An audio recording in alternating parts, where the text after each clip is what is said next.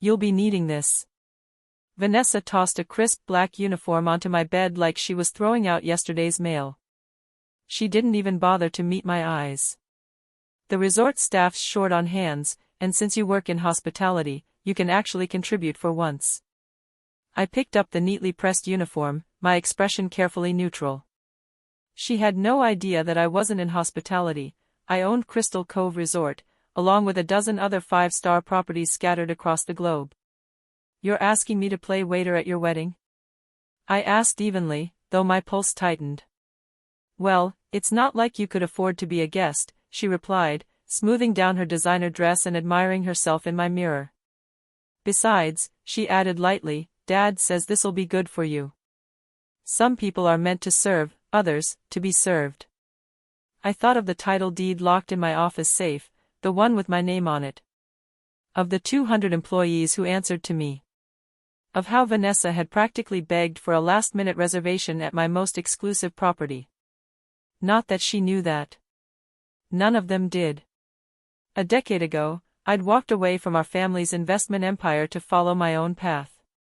A disgrace, my father had sneered. No son of mine will carry luggage for a living. He never understood that I wasn't trying to carry luggage, I was trying to change the entire luxury travel industry. While they mocked service workers, I studied the business from the ground up. I saw gaps they ignored and built systems that would eventually make me a billionaire. The ceremony starts at 6, Vanessa said, scrolling through her phone. Be here by 4 to help set up. Oh, and Michael, try not to humiliate me. These are important people. I almost laughed.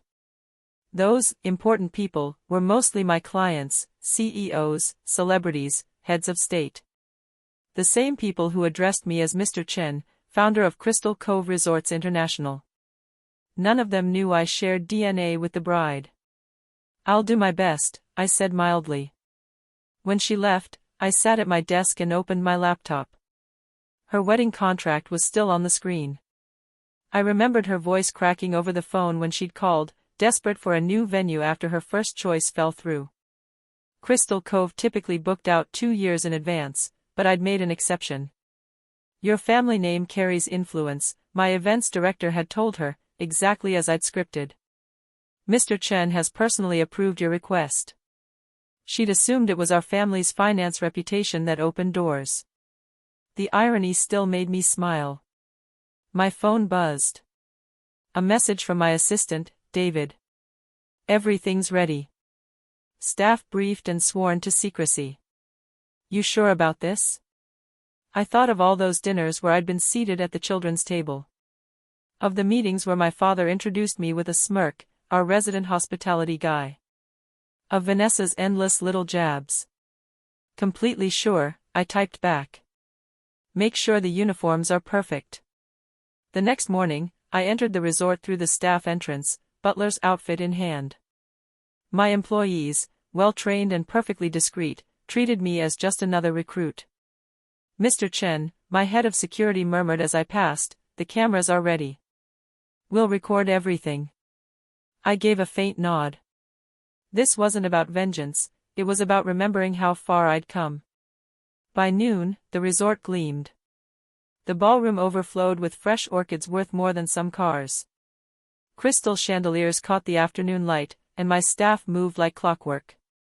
Then my father arrived, barking orders like a general, acting as though he owned the place.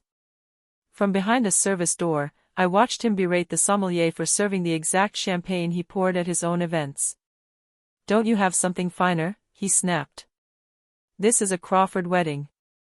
Do you know who we are? The sommelier, who absolutely knew who I was, kept his expression neutral. I'll consult management, sir. Mom arrived next, fluttering around with the planner, inspecting floral arrangements, walking right past me twice without recognition. Her own son, hidden in plain sight. By 4 o'clock, the guests began to pour in. And as I stood there, holding a silver tray, I couldn't help but smile. They were walking into my house. Not just as relatives, but as business connections. The CEO of Atlantic Industries, who just reserved my Maldives villa for his anniversary. The media magnate who held his yearly board retreats at my Swiss property. The tech billionaire who often joked about buying Crystal Cove resorts one day, never realizing he was talking to the man who already owned it. Michael. Vanessa's voice sliced through my thoughts like glass. Quit standing around and be useful. The guests need drinks. I grabbed a silver tray lined with champagne flutes and moved through the room with practiced ease, just as I'd seen my team do 100 times. Guests smiled vaguely, accepted their glasses, and moved on, seeing me only as part of the decor. Exactly as my family always had. My cousin Peter, fresh from making partner at his father's firm, snapped his fingers at me. Hey, you. More ice at table 3. I almost laughed. He'd begged to represent Crystal Cove Resorts last month. I'd had my legal department send him a polite decline. As the night unfolded, I played my part flawlessly, serving, clearing, staying invisible. But I observed everything, the smug glances, the whispered comments, the hierarchy they lived by so naturally. The ceremony was minutes away. Soon, they'd understand what it meant to know one's place. My phone buzzed, a text from David. The signs are ready. On your signal. I typed back one word, wait.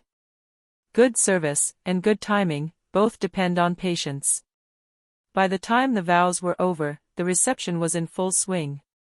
Vanessa glided through the ballroom, radiant and oblivious, her designer gown trailing like she owned the world.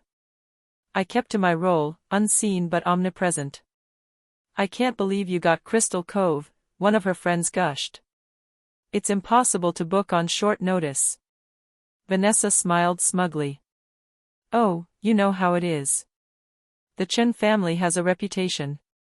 Once they heard our name, they practically begged us to have the wedding here. I refilled their glasses, hiding a grin. She was right about the power of the Chen name, just wrong about which Chen it belonged to. Michael. My father's sharp tone cut through the chatter. Quit loitering and bring another bottle to the head table. And for heaven's sake, don't spill it this time. I hadn't spilled a single drop all evening, but arguing wasn't worth it. I fetched a $1,000 bottle of wine, one I'd personally chosen for tonight, and carried it to their table. You know, my father was boasting to his colleagues, it's good that Michael ended up in service. Keeps him grounded. Not everyone's built for real success. The men laughed, clinking crystal glasses I'd imported from Venice. At least he's employed, my mother added softly, though her tone made it sound like charity. Better than cousin Timothy, still living at home. I glanced at my watch. Almost time. Peter snapped his fingers again. Hey, Butler. Tell management to fix this playlist, it's awful. The playlist was my own creation, a private performance by the London Symphony Orchestra, which my foundation sponsors. Of course, sir, I said smoothly. I'll inform the owner right away. Vanessa giggled. Good luck finding him. Mr. Chen never shows up anywhere. Probably some old recluse who has no clue what's going on. That was the moment. I took out my phone and sent one word to David, now. The chandeliers dimmed, and every screen in the ballroom flickered to life. The Crystal Cove logo appeared, followed by text that rippled through the silence. Welcome to Crystal Cove Resort. A message from the owner. My father frowned. What is this? Then came the slideshow, photos of me signing the purchase agreement, cutting the ribbon in Dubai, accepting awards for Luxury Hotel of the Year. Image after image, each one unmistakably showing me as Michael Chen, founder and CEO of Crystal Cove Resorts International. The room froze. I unbuttoned the butler's jacket and slipped it off, revealing a tailored Tom Ford suit beneath. Actually, I said, my voice steady but carrying across the room, Mr. Chen is very aware of everything that happens in his hotels. The sound of Vanessa's champagne flute shattering on marble echoed through the stunned silence. My father's face drained of color. Peter coughed into his wine, eyes wide. That's not possible, he stammered. Vanessa's voice trembled. Would you like to see the deed? I asked mildly. Or perhaps the financial reports? Everything should be quite transparent. You own Crystal Cove Resorts? My father's words barely made it past his lips. All 13 of them, I confirmed. The first one will always be my favorite, it's where I learned what real hospitality means. Something this family never seemed to grasp. The ballroom screens now displayed sweeping shots of my properties, snow-dusted mountains surrounding our Swiss retreat, turquoise waters lapping against the Maldives villas, and the glittering skyline framing our Singapore tower. While you were busy laughing at my career in service, I said evenly, I was building an empire. One that now surpasses Crawford Investment Group in both value and vision. That last line landed like a punch. My father's company, his legacy, his pride, now overshadowed by the son he'd once called a failure. Why keep this from us? My mother asked softly. I met her gaze. Would you have believed me? 10 years ago, you said I was wasting my life. You told me no son of yours would ever work in service. And you were half right. I don't work in service, I redefined it. At that moment, David appeared beside me with his tablet. Mr. Chen, the governor's online one. Should I let him know you're occupied with family business? A murmur rippled through the crowd. The same governor who dismissed me earlier as the help was now waiting on my schedule. Michael, Vanessa stepped forward, her voice breaking. I didn't mean, none of us knew. No, you didn't, I said simply. Because you were all too busy looking down to ever notice who was quietly rising. I turned toward the guests, many of whom were still stunned into silence. Please, enjoy the evening. The reception has been extended 2 hours, on the house. Though I'm afraid I won't be serving drinks anymore. A few uneasy chuckles followed, breaking the tension. My father straightened, tugging his tie as if entering a negotiation. Son, perhaps we should discuss this privately. Of course, I said with a faint smile. My office is just upstairs. You might remember it, you called it wastefully large when you checked in yesterday. Gasps rippled through the room. The irony wasn't lost on anyone. My father had complained about the very suite that doubled as the executive office of my billion-dollar company. As the party slowly resumed, the whispers began to spread. He owns Crystal Cove. The entire chain, and they made him serve drinks. Later, when the guests had gone and Vanessa had retired to her honeymoon suite, quietly upgraded despite everything, I stood by the window of my office, watching the ocean shimmer beneath the moonlight. David entered with the final report. Your family seemed subdued, he said delicately. It's amazing what perspective can do, I replied, thinking of Peter's flustered apology and my mother's tearful attempt at conversation. Should I brief them on the expansion plans? The space tourism project? I smiled, glancing at the contract on my desk. The next frontier for Crystal Cove, luxury hospitality in zero gravity. Not yet, I said. Let's save that surprise for the next family reunion. Good business is about building return guests. My phone buzzed, a text from Vanessa, can we talk tomorrow? I typed back, of course. Breakfast at the oceanfront restaurant. I believe you already have a reservation. I own that, too. Sometimes, the greatest service you can offer is teaching people the value of respect. As the last rays of sunset painted the sea gold, I looked at the butler's uniform draped neatly over a chair.